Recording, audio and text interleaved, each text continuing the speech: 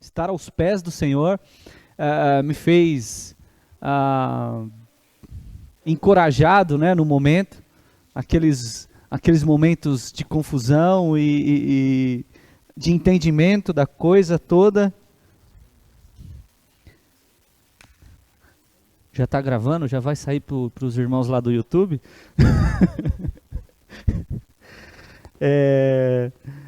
Então, esse louvor, particularmente, foi um dos que serviram de ferramenta, né, de instrumento naquele momento, para que a gente, no caso eu, tivesse forças para continuar. E hoje, nós cantamos também outros 2 louvores aqui, eu fiz questão de anotar. O primeiro, nós cantamos aqui, a minha vida dou a ti, Senhor, rendido a ti estou. E nós vamos hoje pensar a respeito do quanto nós, de fato, demos a nossa vida ao Senhor, e o quanto nós estamos rendidos a Ele. E a gente vai olhar para a vida dos discípulos ali, caminhando com o Senhor, e a gente vai perceber que não é tão simples como louvar. Não é tão simples como soltar palavras de que estamos rendidos ao Senhor.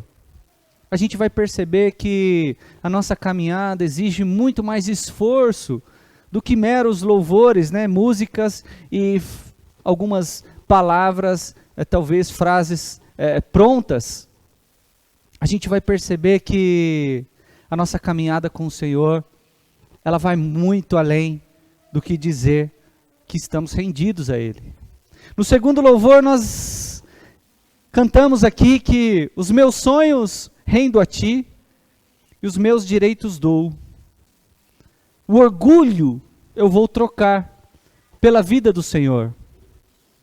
São letras bonitas que nos encorajam de fato a louvar ao Senhor, a entregar a nossa vida ao Senhor, e entregar a nossa vida nos detalhes, né, nos projetos, nos, entre aspas, né, direitos,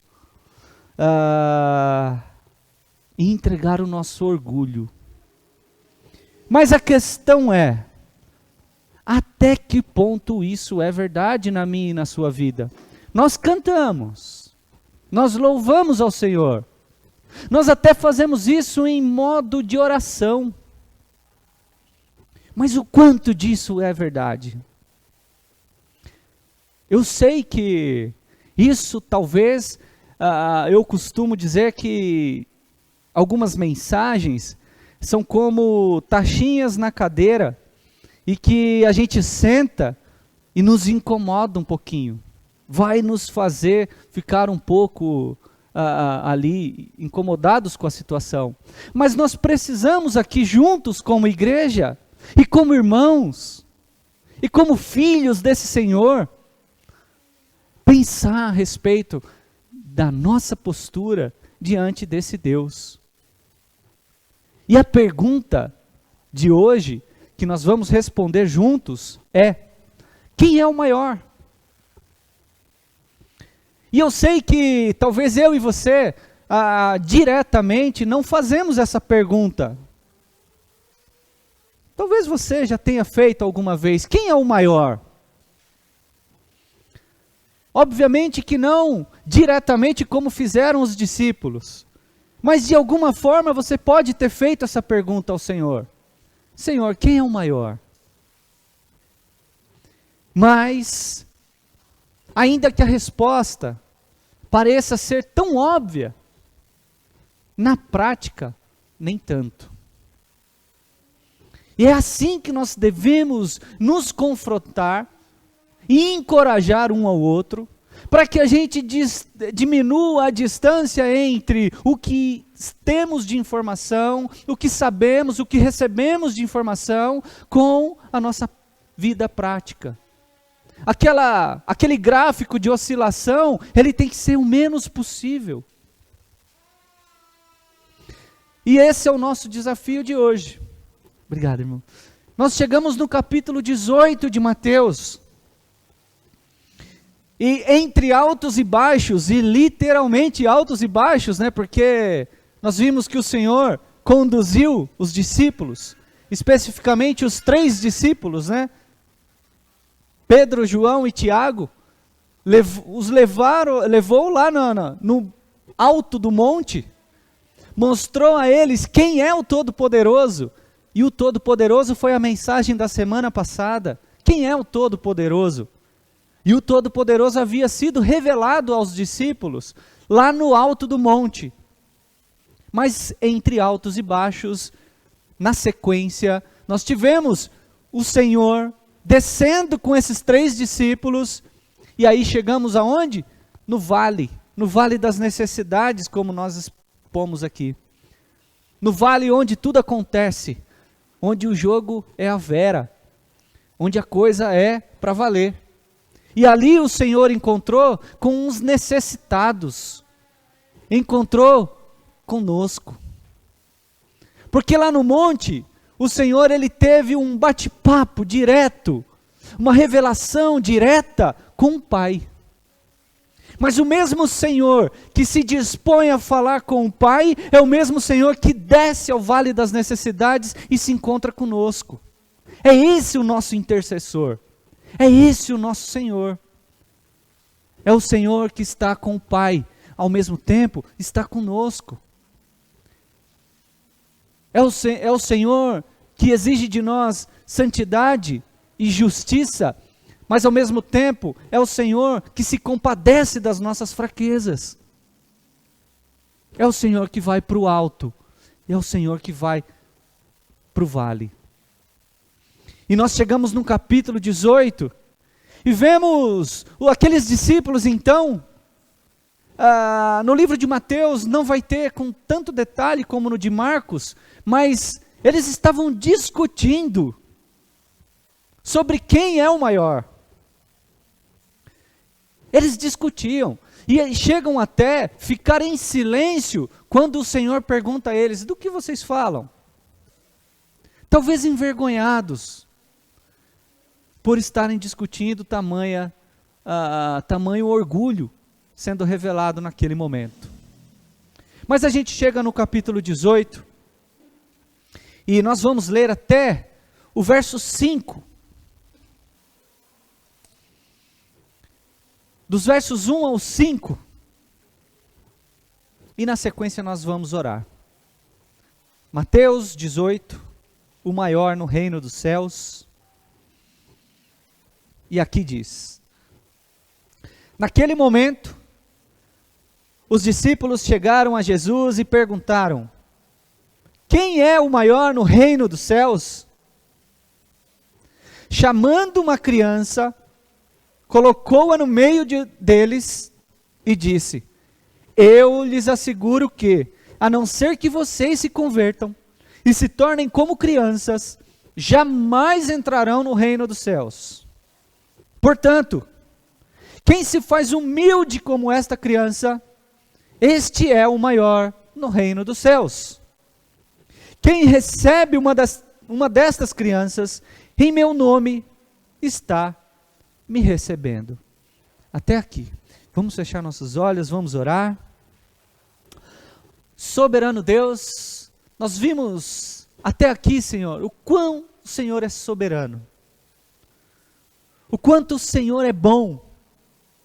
O quanto o Senhor tem olhado para nós com paciência, longanimidade. E o quanto o Senhor tem nos abençoado, apesar de nós. Nós te agradecemos, Pai, porque temos juntos, como igreja, mais uma vez a oportunidade de conhecê-lo. Agora conhecê-lo como um pai. Como um pai que cuida de uma criança, que muitas vezes se revela rebelde, desobediente. Mas o Senhor, com todo amor, com todo cuidado, nos traz aqui hoje, para ouvir da Tua palavra, para aprendermos um pouco mais, para sermos discipulados por ela, para que caminhemos da forma que o Senhor se agrada.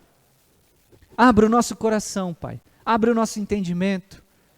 Prende a nossa atenção na Tua palavra, para que de fato faça a diferença. Em nome de Jesus. Amém.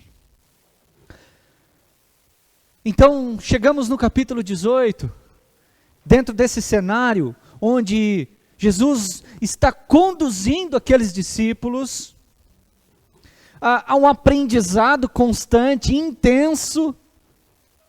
E nós falamos isso numa outra mensagem, dizendo que uma das principais funções naquele período era realmente o Senhor discipular aqueles homens. E fazia parte do protocolo do Senhor antes de sua partida, ensinar e deixar algo que transformasse a vida daqueles discípulos. Para que a missão do Evangelho fosse fortalecida e então alcançasse, de fato, os perdidos, até os confins da terra. O Senhor precisava exercitar aqueles homens daquela forma. E por mais que eu e você, de repente, olhe para esses homens, e diante de uma pergunta como essa, que aparentemente para nós, numa posição hoje privilegiada da história, numa condição muito mais confortável, muito mais tranquila, a gente lê esse texto e fala assim, puxa vida, se eu fosse um desses discípulos, eu não faria uma pergunta tão boba dessa. Eu não chegaria para o Senhor ali, para Jesus e perguntaria, puxa, quem é o maior? Talvez você ali no seu mais íntimo, ali lá no fundinho, possa estar pensando isso. Mas a verdade é que os discípulos, na realidade, representa exatamente o perfil de ser humano que eu e você somos. Certamente faríamos a mesma pergunta, se não com mais detalhes, ou com mais até tolice do que é essa questão. E quando a gente olha para o contexto, a coisa fica um pouco mais pesada. Porque a gente olha para o capítulo 17, e nós vemos que o Senhor havia revelado a eles que ele já estava de partida, que sua morte era iminente, ia acontecer ali já, em alguns instantes. E tudo indica que esse diálogo, essa questão que chega ao Senhor, acontece no mesmo dia em que o Senhor revela a esses discípulos que ele haveria de morrer.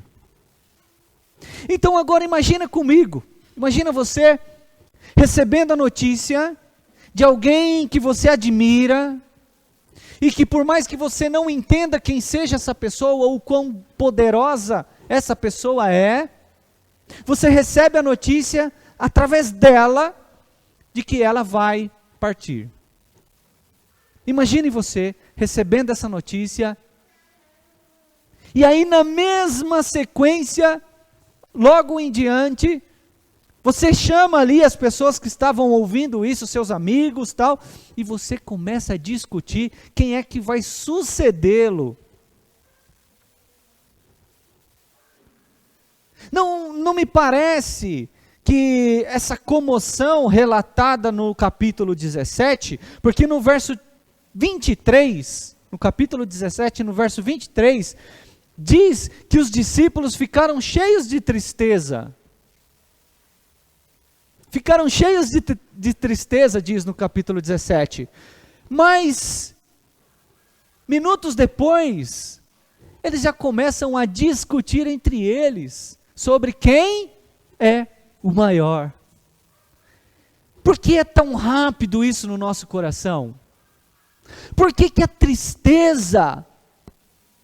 Por que a mágoa? Por que aquilo que muitas vezes nos incomoda toma uma proporção de espaço tão pequena diante da possibilidade de algum ganho, diante da possibilidade de ser bem-sucedido na situação, por mais que triste que seja? Por que que muitas vezes as famílias, exemplificando aqui de uma forma mais ilustrativa a situação, têm brigado tanto quando ainda o senhor, a vozinha lá ainda está viva e está meio ali já quase que partindo, e os filhos, os netos já estão ali aquele burburinho, né? Quando já não manifesto de forma tão mais evidente, até na justiça, e atrás da herança. É meio que, puxa, eu estou triste, né, que eles vão embora, mas assim, passa rápido porque eu vou ganhar alguma coisa. O Senhor vai embora, mas assim, quem é o maior? Quem é o maior? Senhor, fala para nós quem é o maior aqui, para a gente ficar sabendo. E aí, nós temos essa característica, e nós carregamos isso. E nós precisamos lidar com isso.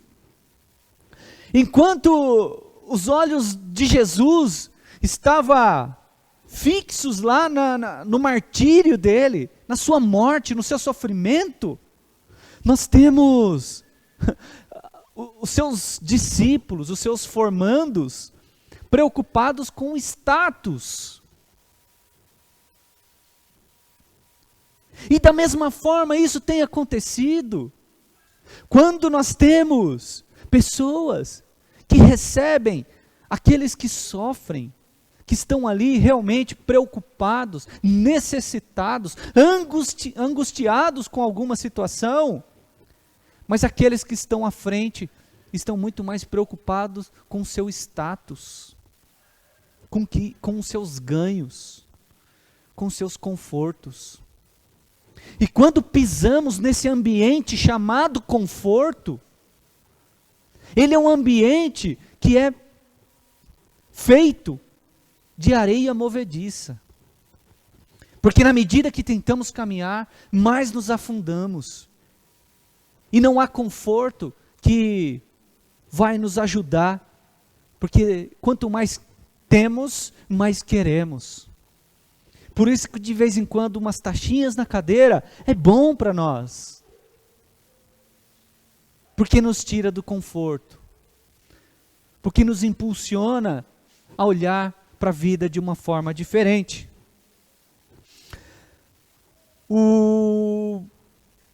Nós vemos que Jesus ele tinha, agora no final do capítulo 17, acabado de ensinar os discípulos sobre como ser um cidadão neste mundo. Porque ele foi questionado, o Senhor paga os impostos? E ele ali responde de uma forma que só o Senhor poderia fazê-lo.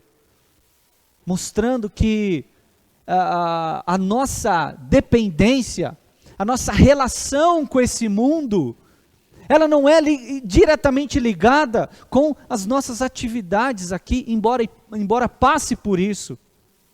O que eu quero dizer é que, por mais que nós trabalhemos, nos dediquemos na nossa vida diária, de escola, de trabalho, de cuidado com a família, a nossa dependência maior, o Senhor nos ensina isso no final do capítulo 17, ela é do Senhor. A nossa dependência está nele. Não vai ser governo através de impostos, não vai ser através da injustiça desse mundo, não vai ser através de qualquer aspecto que esse mundo promova para cima de mim e de você, que vai nos impedir de caminhar se de fato dependemos dele. Então ele ensina os discípulos a serem então como cidadãos, como se portar como cidadãos diante desse mundo. Mas agora no capítulo 18, ele nos ensina a nos comportar como filhos. Ele nos ensina a nos comportar como crianças. Sobretudo, como pessoas dependentes dele. E é nessa dependência que nós precisamos pensar em relação às nossas falhas com Ele. Assim como os discípulos fizeram. E essa pergunta, quem é o maior? Nós temos a resposta. O maior é Jesus Cristo. Mas, intimamente, o nosso coração luta contra isso. E o nosso coração luta e lutava contra isso antes de nos rendermos a Ele. Nós já falamos isso aqui, que não fosse por Ele, nós não teríamos chegado a Cristo. Foi Ele quem pegou as nossas mãos, segurou e tem nos conduzido.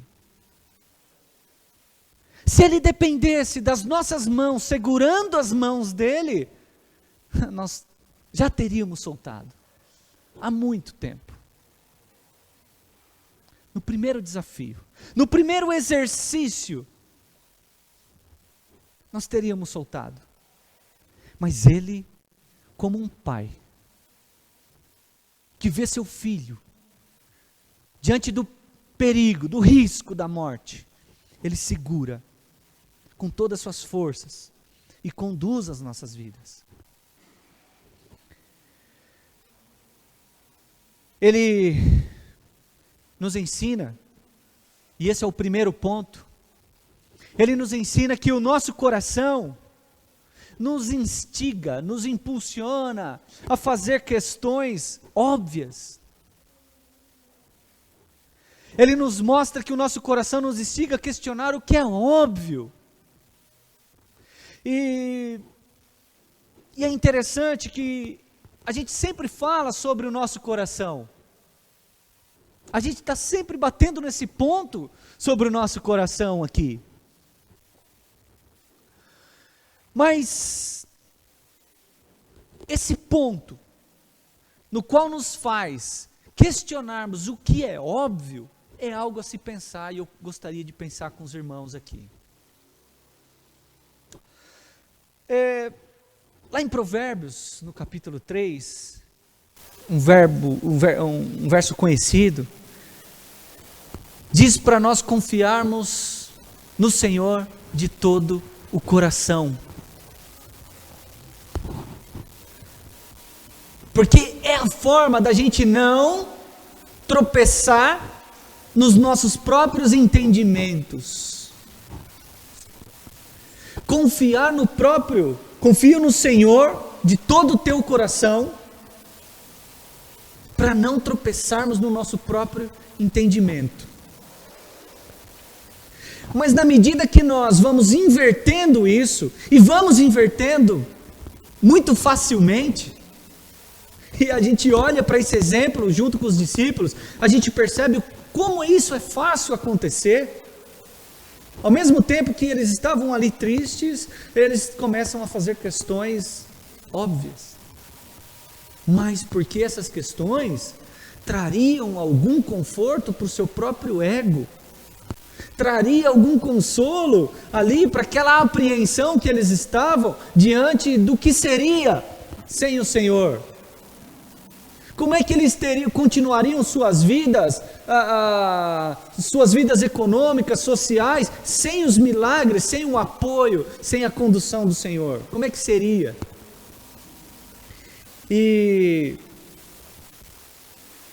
essa pergunta deles, quem é o maior, não é uma pergunta de alguém com o coração quebrantado.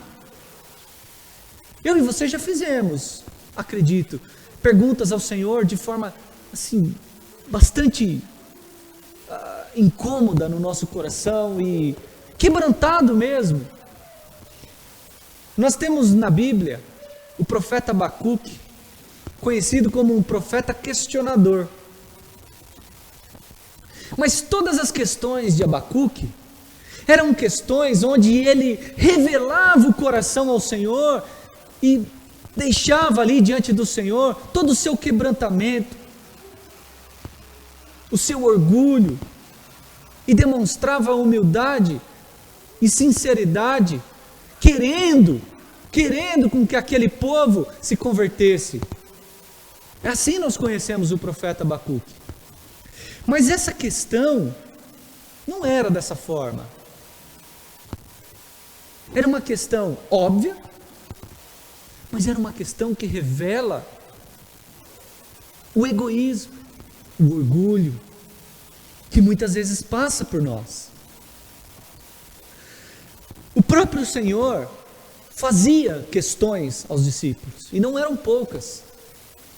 Nós temos só no livro de Mateus quase 15 questões voltadas ali para os discípulos da parte do Senhor. Mas eram questões que tinham o objetivo maior de confrontá-los para ganhá-los. Eram questões que não eram pegadinhas, né? Não eram questões assim para que eles, tá vendo, não sabe nada. Eram questões para promover naqueles homens encorajamento, força, fidelidade, fé. Mas nós temos aqui uma questão vinda do coração, revelada diante do Senhor, e o Senhor tendo que lidar com isso. Em 1 Samuel, no capítulo 6, no verso 7, diz assim: não considere a sua aparência, nem a sua altura, pois eu o rejeitei. O Senhor não vê como o homem vê a aparência, mas o Senhor vê o coração. O Senhor não vê como o homem. O Senhor não vê como os discípulos estavam vendo naquele momento. Quem é o maior? Não era essa a preocupação do Senhor. A preocupação do Senhor era: como é que vocês vão conduzir essa obra? Daquele que vocês sabem quem é o maior.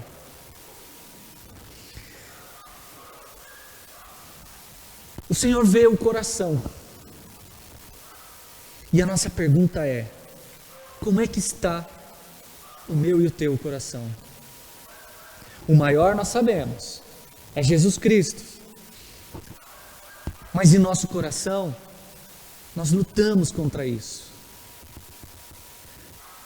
Por vezes nós queremos ser o maior. Por vezes nós queremos lutar as lutas diárias com os nossos braços fortes. Nós queremos correr com as nossas pernas, independente da luz da palavra. Por vezes nós queremos ser o maior através da nossa inteligência, do nosso intelecto.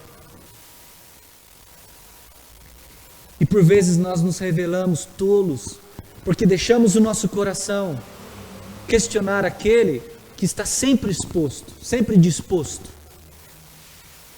a nos socorrer. E isso nos faz pensar no segundo ponto. E o segundo ponto é quando o Senhor traz aquela criança.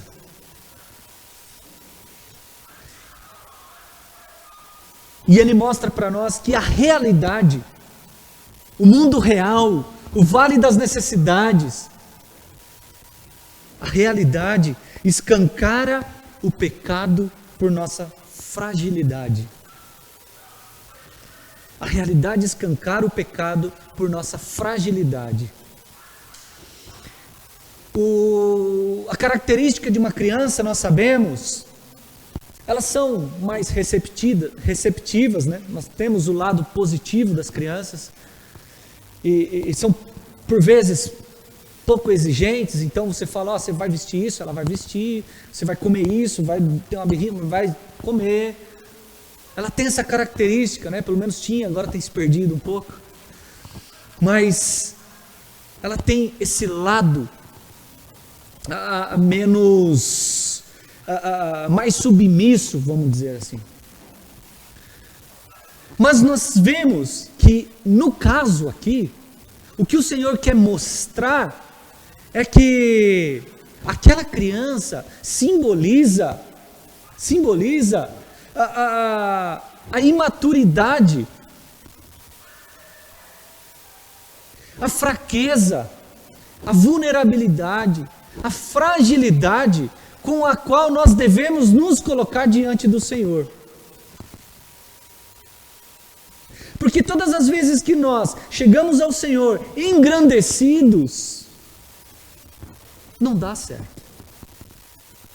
Nós temos que chegar como crianças, frágeis, imaturas, subdesenvolvidas, que precisamos crescer, que precisamos aprender, que precisamos ser ensinadas, que precisamos ser discipuladas. É assim que o Senhor quer que nós cheguemos a Ele. E é por isso que Ele coloca aquela criança no meio deles e mostra: vocês precisam chegar a mim como crianças. Nós cantamos aqui: rendido a Ti estou. O orgulho vou trocar pela vida do Senhor. E a pergunta é: nós temos chegado de fato assim ao Senhor? De fato rendidos? De fato entregando o orgulho? A criança na época é conhecida pela rejeição. Nós temos capítulos antes a contagem na multiplicação dos pães e dos peixes, e lá só tinham o quê? Os homens. Não se contavam as mulheres e não se contavam as crianças. As crianças eram tidas como improdutivas. Trabalhavam, mas não recebiam salário. Era assim que as crianças eram consideradas naquela época. Eram pessoas que dependiam, crianças que dependiam de outros. E é assim que o Senhor mostra para nós como nós devemos ser, dependentes dEle, dependentes do Pai. Aquele que provê todas as coisas. E essa realidade, ela escancara para nós o nosso pecado. Porque o Senhor está querendo mostrar para esses discípulos. Ele acabou de mostrar na transfiguração para aqueles discípulos quem é o poderoso. Quem é maior que Moisés? Quem era maior que Elias? Ele havia acabado de mostrar, ele acabou de descer daquele monte. Ele acabou de curar uma criança, um jovem. Ele acabou de fazer um milagre, colocando uma moeda na boca de um peixe que foi pescado por Pedro. Mas, ainda assim, ele precisava mostrar, através de uma criança, a forma que nós devemos chegar a Ele.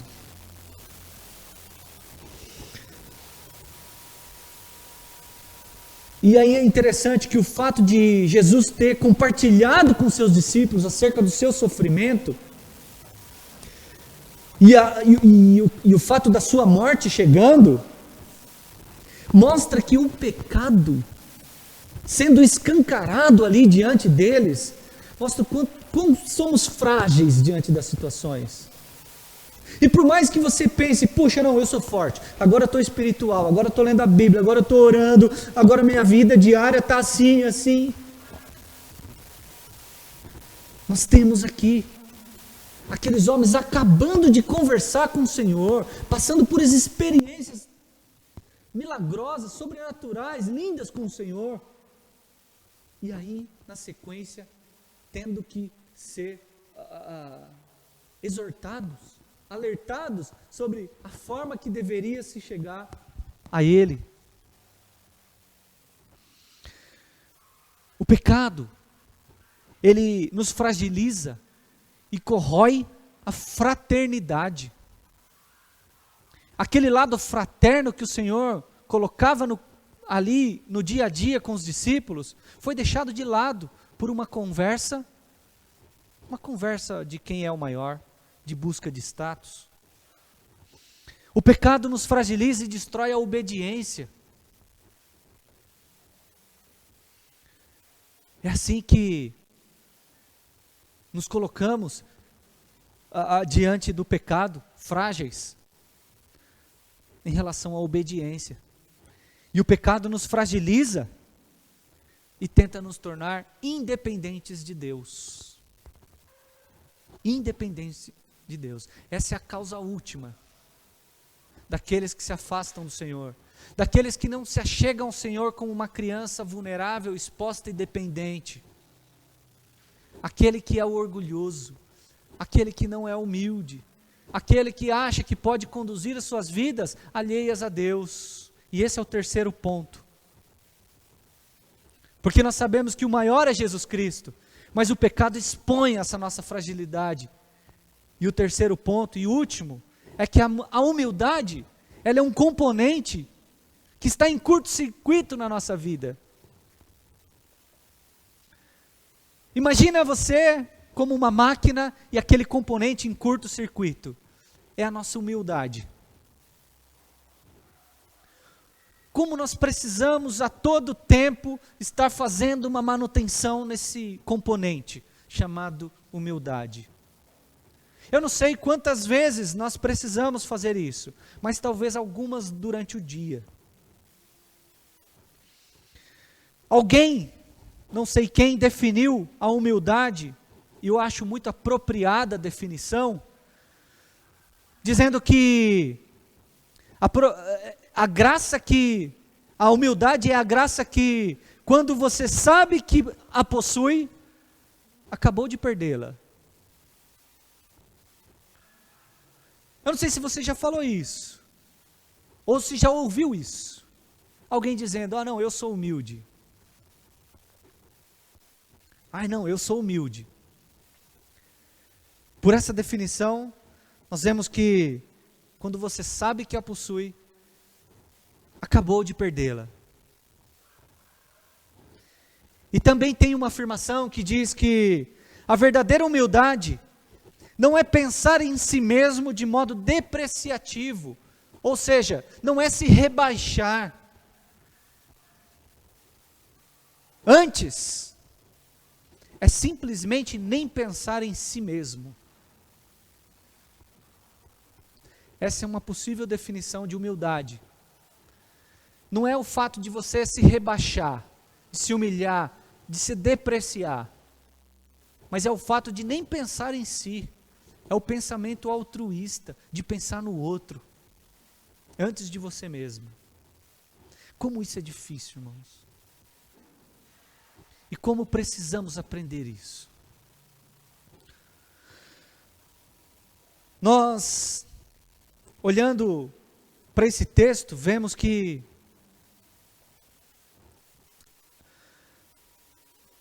o verso 4, o Senhor diz, portanto, quem se faz humilde como esta criança, este é o maior no reino dos céus. E aí ele diz, quem recebe uma destas crianças em meu nome, está me recebendo. Nós vivemos dias tristes hoje, a nossa era. Vivemos dias tristes porque nós não recebemos ao certo as crianças. Muitas vezes nem a recebemos. Vivemos uma era em que se discute se devemos receber a criança ou não, não é isso? Se é liberado, se deve se abortar ou não. E a coisa cada vez tem se tornado mais normal. Não queremos receber a criança nem no ventre. Imagina recebê-la, como o Senhor nos ensina.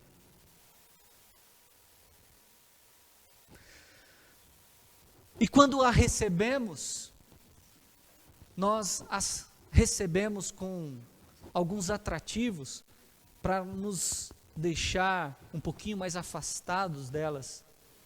Talvez com alguns programas, com alguns desenhos. Nós a recebemos com o apoio da Disney. Nós a recebemos com alguns desenhos e jogos que nos deixam um pouquinho aliviados delas. Nós precisamos pensar que a humildade que o Senhor vê nessas crianças é a humildade na qual falta em nós, que é a de se colocar diante do Senhor como uma criança que depende do Pai. e que é ela que deve ser ensinada. Nós não temos o que ensinar ao Pai, ao Senhor. Nós temos que aprender dele. Nós estávamos aqui no estudo bíblico e me veio à mente o texto de Deuteronômio 29, 29, onde diz que as coisas reveladas são para nós, as coisas encobertas são do Senhor, mas as coisas reveladas são para nós e para os nossos filhos, para que a gente caminhe nela. Mas as coisas reveladas nós não queremos, e o Senhor está falando da palavra dele. E nós não queremos, e lá diz que é para nós e para os nossos filhos, e muitas vezes nós não queremos e também não queremos para os nossos filhos. Na consequência do nosso não querer. A humildade, infelizmente, é um componente em curto-circuito nas nossas vidas, e nós precisamos corrigi-la. O maior é Jesus Cristo. A resposta, nós sabemos, mas muitas vezes a humildade, ela é menor que os nossos interesses. A nossa humildade muitas vezes é menor que os nossos interesses. E nós achamos verdadeiramente que a gente vai conseguir ser bem-sucedido com as nossas próprias forças, alheias a Deus. Como reflexão final, um teólogo, Vicente Cheung, ele diz: uma graça que não é internalizada é uma graça desdenhada. Um evangelho que não é personalizado é um evangelho negado. Um cristão que não foi feito mais sábio e santo que um não cristão é um não cristão. Uma humildade que nega isso é uma humildade ingrata e indolente. Nós precisamos reconhecer essa graça do Senhor. Nós precisamos reconhecer que nós dependemos do Senhor. E que é esse evangelho que o Senhor deixa através desses discípulos, através de sua palavra, que vai transformar as nossas vidas.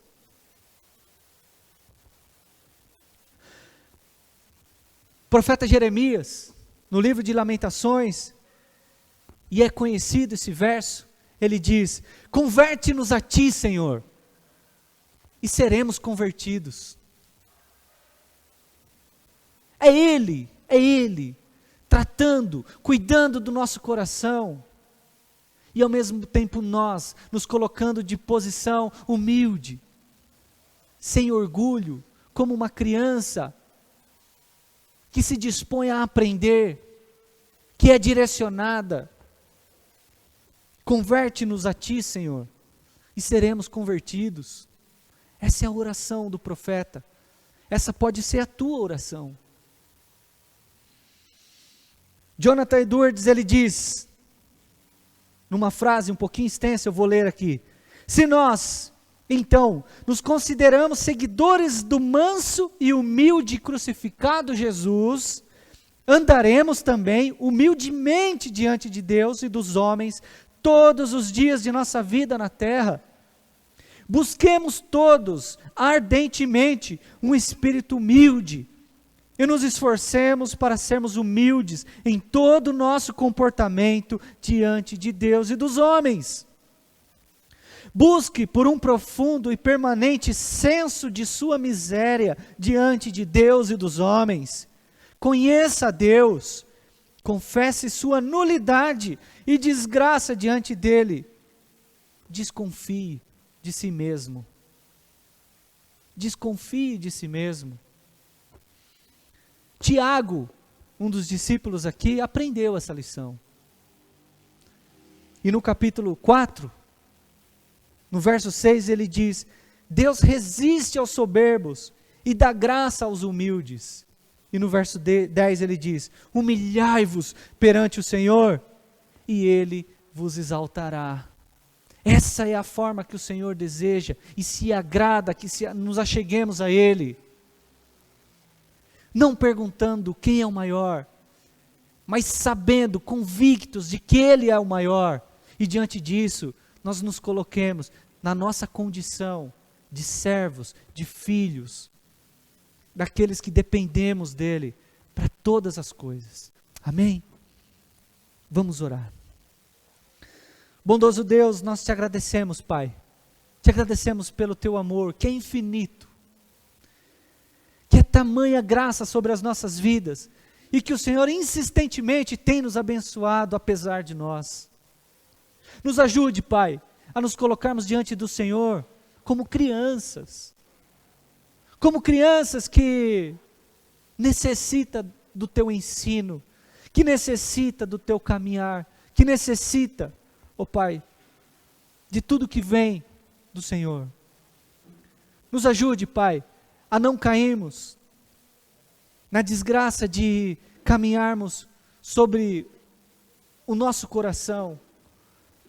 Nos ajude e nos livra-nos de nós mesmos. Nos ajude a desconfiar de nós mesmos. E nos ajude, Pai, a compreender sempre, em todos os momentos, que o maior é o Senhor. Em nome de Jesus. Amém.